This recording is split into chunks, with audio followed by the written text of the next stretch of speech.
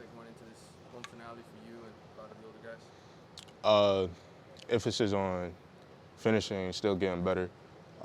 It's the second to the last game, last home game, uh, and we would be doing ourselves an injustice, if we weren't still focusing on the goals that we set out the season with.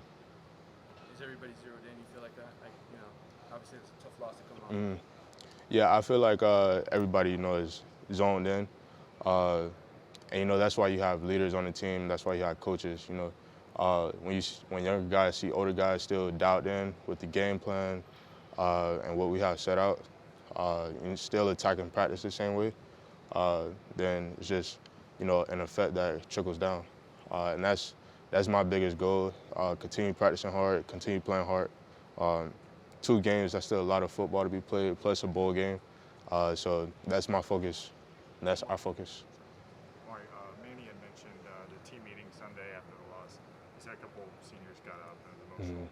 Could you just talk about maybe what was said or what you guys are trying to emphasize to the younger guys these last 2-3 games? Yeah, Coach Diaz, throughout the week, he's asking, seniors to talk about, what being here and just the experience, what it means to us. And then, like, if words of advice we could tell younger guys, and, just what, University of Miami means to us.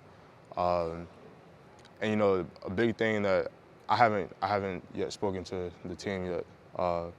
But a big thing is just taking it all in, appreciating where your feet are.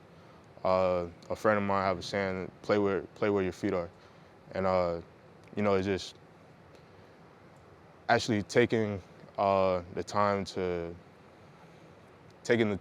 appreciate where you are, taking the time to appreciate the opportunity, respecting the game, falling in love with the University of Miami.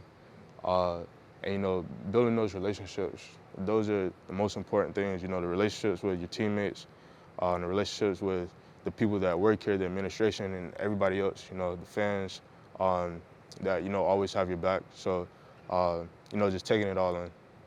Amari, your thoughts on what's happened with the athletic director this week, and also Manny Diaz, all the stuff surrounding him and how he's dealt with this. Your thoughts on Manny and all that in the news.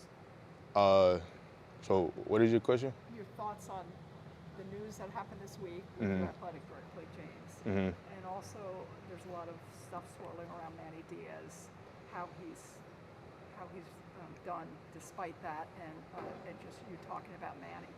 Yeah. First, Blake James is a great person, but as a football player, all we can do is control what we can control. Um, and we don't have we can't determine what administration does or what happens outside of the facility, the program, from a player standpoint. Coach Diaz, he's a great leader, and that's something I would stand on for the rest of my life. And just the way that he's able to take all the negativity that comes from outside of this program and continue to not be a different person. He continues to be the same person, attached, every day the same, mindset the same. There's no switch and change of how he coaches us. He's a true leader, and he's, a man of faith, everything. So I feel like that all ties into just the type of person he is, a person of good character and a true leader.